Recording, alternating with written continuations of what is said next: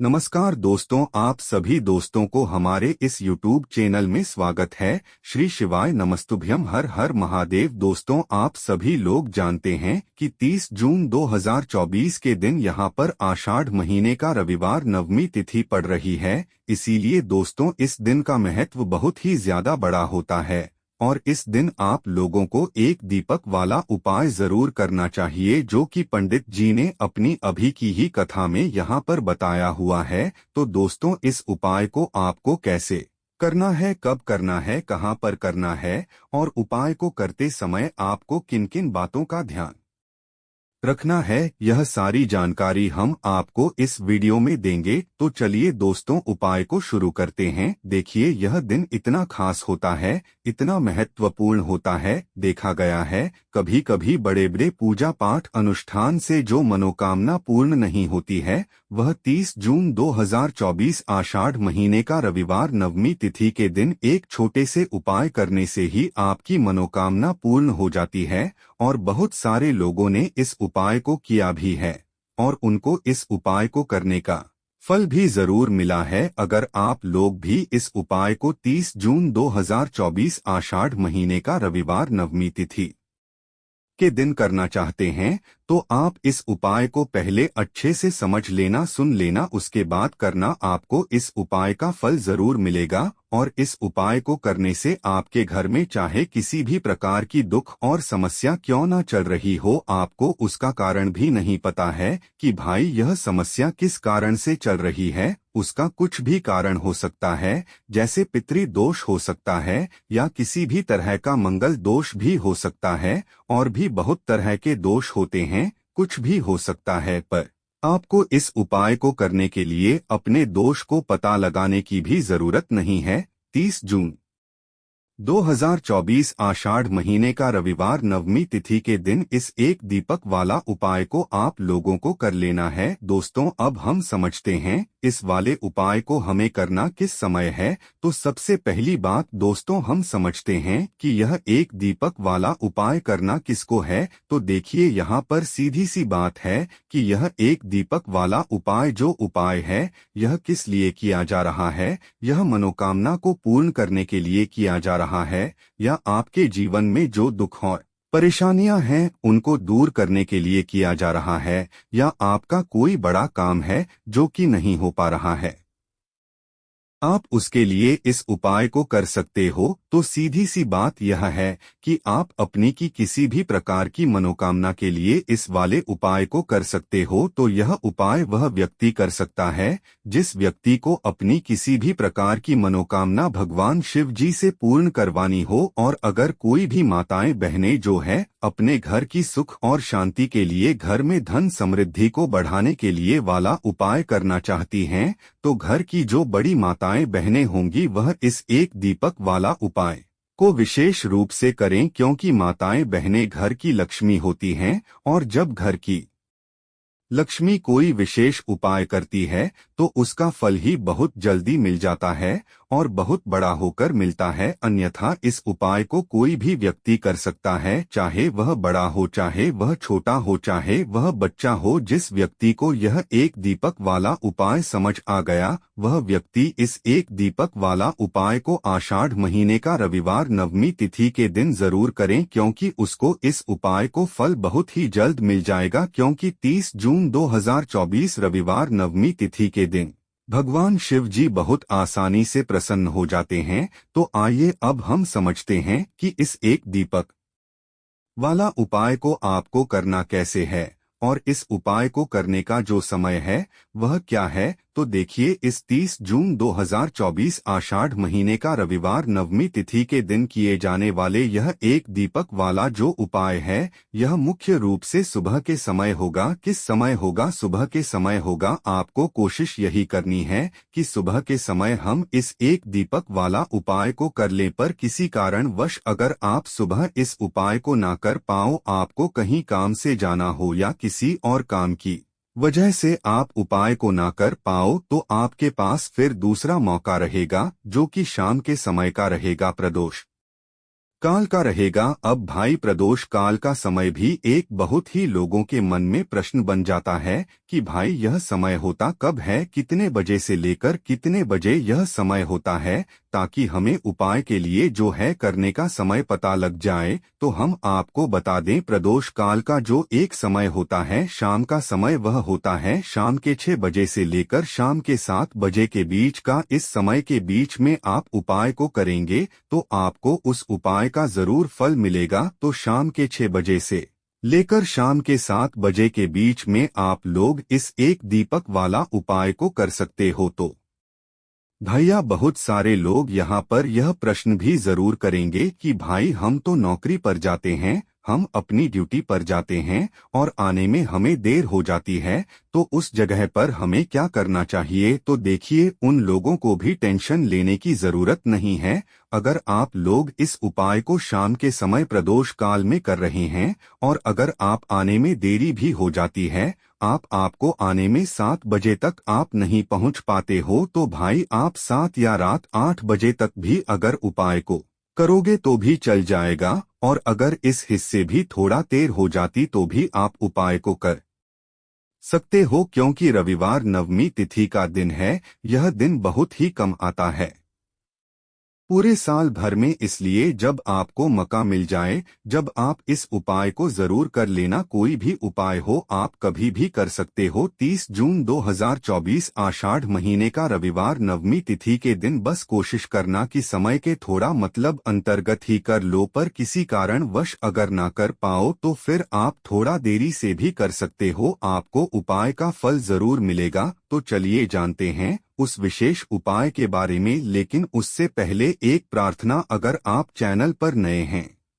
तो कृपया चैनल को सब्सक्राइब अवश्य कर ले। देखिए, यह वीडियो बहुत ही खास है क्योंकि इस वीडियो में हम लोग पूज्य गुरुजी द्वारा बताए गए कुछ बहुत ही खास उपायों के बारे में जानेंगे। यह उपाय आपकी बड़ी से बड़ी मनोकामना को पूर्ण करेंगे, घर में धन धान्य को बढ़ाएंगे, माता लक्ष्मी आपसे प्रसन्न होंगी, सारा दुर्भाग्य आपका समाप्त होगा, व्यापार नौकरी अच्छे से चलेगी। तो आपको इनमें से जो भी उपाय अपनी समस्या के लिए करना हो वह उपाय आप कर सकते हैं। चलिए जानते हैं गुरुजी द्वारा बताए गए पहले खास उपाय के बारे में। इस उपाय के लिए सबसे पहले आपको ले लेना है 1 लोटा जल। तांबे के पात्र में अपने किचन से 1 लोटा जल ले लीजिए। फिर इसी के साथ आपको लेना है थोड़ा सा शहद, शायद आप आधे से भी आधा चम्मच ले सकते हैं। फिर सबसे आखिर में आपको ले लेना है 1 बेलपत्र। देखिए, बेलपत्र का जो भी उपाय बताया जाए वह आप जरूर किया करिए, क्योंकि बेलपत्र माता पार्वती के आंसू से उत्पन्न हुई है, इसलिए यह महादेव को प्रसन्न करने के लिए बहुत ही आसान होती है। इसलिए आपको बेलपत्र वाला उपाय जरूर करना चाहिए। देखिए, अगर आपके पास बेलपत्र नहीं है तो शिवलिंग के ऊपर जो बेलपत्र छड़ी है उसको उठाकर जल से शुद्ध करके फिर आप उसका भी इस्तेमाल कर सकते हैं। बस आपको ध्यान रखना है कि यह बेलपत्र कहीं से भी कटी फटी नहीं होनी चाहिए और बेलपत्र की डंडी के आखिर में जो डूड होती है यानी जो डंठल होता है वो भी नहीं होना चाहिए। अब यह सारी सामग्री लेकर आपको पहुंच जाना है शिवालय। पूज्य गुरु जी ने कहा कि इस उपाय को आप सुबह करना चाह तो सुबह कर लें और शाम को करना चाहे तो शाम को कर ले। शिवालय पहुंचने के बाद सबसे पहले आप जो एक बेल पत्र लेकर आए हैं उसकी जो सबसे आगे वाली पत्ती है, बेलपत्र में 3 पत्तियां होती हैं, यह बात आप सभी जानते हैं। उसमें जो सबसे आगे वाली पत्ती होती है जिसे हम लोग सबसे बड़ी पत्ती कहते हैं, उसी पत्ती में चिकनी साइड आपको इस शहद से ओम बना देना है। सामने आपको समझाने का प्रयास किया जा रहा है, जैसे यह बेलपत्र में ओम बनाया गया है ठीक ऐसे ही आपको शहद से ओम बना देना है और फिर अपनी मनोकामना बोलते हुए आपके जीवन की जो भी विशेष मनोकामना है, जो भी आप अपना कार्य सफल करवाना चाहते हैं, जिसमें भी आप सफलता को प्राप्त होना चाहते हैं, चाहे व्यापार हो, चाहे नौकरी हो, चाहे धन प्राप्ति की मनोकामना हो, चाहे विवाह की मनोकामना हो, चाहे मकान जमीन की मनोकामना हो या कैसी भी कोई मनोकामना हो, उस मनोकामना को पूर्ण करने के लिए महादेव से प्रार्थना कर लीजिए और फिर यह एक बेलपत्र आप शिवलिंग के ऊपर समर्पित कर दीजिए। बेलपत्र की चिकनी साइड का हिस्सा यानी जिस तरफ आपने ओम बनाया है वह शिवलिंग में टच करेगा। इसके बाद आप जो शहद लिए हुए हैं उस शहद को अपनी अनामिका उंगली में लगाइए और माता अशोक सुंदरी वाले स्थान में आपको 7 बिंदी बना देनी है। इसी शहद से आपको 7 बिंदी बना देनी है, लेकिन यह 7 बिंदी आपको लगानी कैसे है वह आप बहुत ही ध्यान से समझेंगे। देखिए, जो शिव पिंडी होती है उस तरफ से आपको लगाते हुए नीचे की तरफ आना है, यानी जलाधारी की तरफ आना है। ऊपर से नीचे की तरफ आपको यह 7 बिंदी लगानी है। आपको 7 बिंदी बना देनी है और माता अशोक सुंदरी से फिर से प्रार्थना कर लेनी है। इसके बाद सबसे आखिर में आपके पास जो एक लोटा जल है उस जल को आप धीरे धीरे शिवलिंग के ऊपर समर्पित करते जाइए और लगातार ओम नमः शिवाय मंत्र का स्मरण करते जाइए। पूज्य गुरु जी ने कहा कि जो भी व्यक्ति माता अशोक सुंदरी वाले स्थान पर शहद लगाकर और शिवलिंग में यह एक बेलपत्र रखकर इस अचूक उपाय को कर लेता है, उसके जीवन की बड़ी से बड़ी मनोकामना महादेव की कृपा से और माता अशोक सुंदरी की कृपा से बहुत ही जल्द परिपूर्ण हो जाती है। तो दोस्तों, इस विशेष उपाय को आप इस 30 जून 2024 आषाढ़ महीने का रविवार नवमी तिथि के दिन जरूर करिएगा। यह उपाय आपको आषाढ़ महीने का रविवार नवमी तिथि के दिन करना है या फिर कि किसी भी पंचमी तिथि में करना है। आप जानते हैं पूज्य गुरु जी द्वारा बताए गए दूसरे खास उपाय के बारे में। देखिए, इस उपाय के लिए भी पूज्य गुरु जी ने कहा था कि अगर आपकी कोई विशेष मनोकामना है जो कई उपाय करने के बाद, कई व्रत करने के बाद भी परिपूर्ण नहीं हो पा रही है, तो आपको यह विशेष उपाय इस दिन जरूर कर लेना चाहिए। इस उपाय के लिए भी आपको एक बेलपत्र की जरूरत पड़ेगी और साथ ही साथ थोड़े से शहद की जरूरत पड़ेगी। सबसे आखिर में आपको एक लोटे जल की जरूरत पड़ी। लोटा आप तांबे का ले लीजिएगा और इसमें जल आप अपने किचन से ले लीजिएगा। बेल पत्र लेते समय आप ध्यान रखेंगे कि यह कहीं से भी कटी फटी नहीं होनी चाहिए। अब यह सारी सामग्री लेकर आपको पहुंच जाना है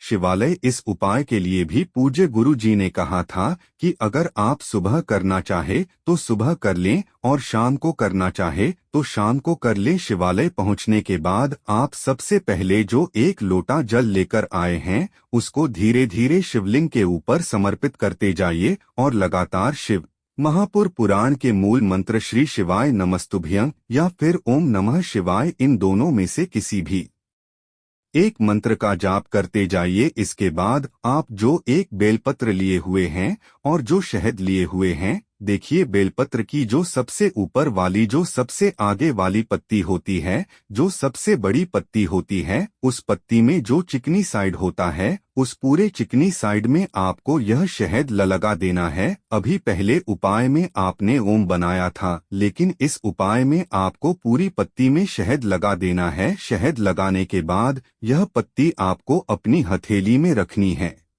महादेव से आपको प्रार्थना करनी है कि आपकी यह विशेष मनोकामना है, किसी भी प्रकार की मनोकामना हो तो उसको आप महादेव से बोल दीजिएगा और फिर यह एक बेलपत्र आप शिवलिंग में समर्पित कर दीजिएगा। पूज्य गुरु जी कहते हैं कि बेलपत्र माता पार्वती के आंसुओं से उत्पन्न होने के कारण महादेव को बहुत ही प्रिय होती है और जब भी हम लोग कोई उपाय बेलपत्र से करते हैं तो इससे हमारे महादेव हमसे बहुत ही जल्द प्रसन्न होकर हमारी सारी मनोकामनाएं को परिपूर्ण कर देते हैं। तो इस उपाय को भी आप रविवार नवमी तिथि के दिन कर सकते हैं या फिर किसी भी पंचमी तिथि में कर सकते हैं। अब जानते हैं गुरुजी द्वारा बताए गए तीसरे और सबसे आखिरी व सबसे खास उपाय के बारे में। इस उपाय के लिए आपको 2 इलायची ले लेनी है, 2 हरी इलायची आपको ले लेनी है। देखिए, हरी इलायची माता लक्ष्मी को यानी धन को आकर्षित करने के लिए सबसे अचूक होती है, इसलिए आप 2 हरी इलायची ले लीजिएगा और साथ ही साथ थोड़ा सा शहद ले लीजिएगा। इसके बाद आपको एक दीपक ले लेना है। दीपक आप चाहे तो मिट्टी का ले लें या फिर आप अपने घर पर शुद्ध आटा मारकर उसका दीपक बनाना चाहते हैं तो वो भी दीपक आप इस्तेमाल कर सकते हैं। इस दीपक में आपको शुद्ध घी का इस्तेमाल करना है और साथ ही साथ लंबी बत्ती का प्रयोग करना है। अगर आपके घर में मौली का धागा है तो उसकी बत्ती भी आप तैयार कर सकते हैं, यानी मौली के धागे को काटकर उसकी लंबी बाती इस दीपक में आप लगा सकते हैं। अब यह सारी सामग्री लेकर आपको अपने घर के मंदिर के सामने पहुंच जाना है। यह उपाय आप शाम को सूर्यास्त के बाद करेंगे। पूज्य गुरु जी हमेशा कहते हैं कि माता लक्ष्मी के निमित्त अगर हम लोगों को कोई भी उपाय करना हो तो वह हमें शाम के समय में ही करना चाहिए, यानी सूर्यास्त के बाद ही करना चाहिए, क्योंकि सूर्यास्त के बाद दैवी शक्तियां जो होती हैं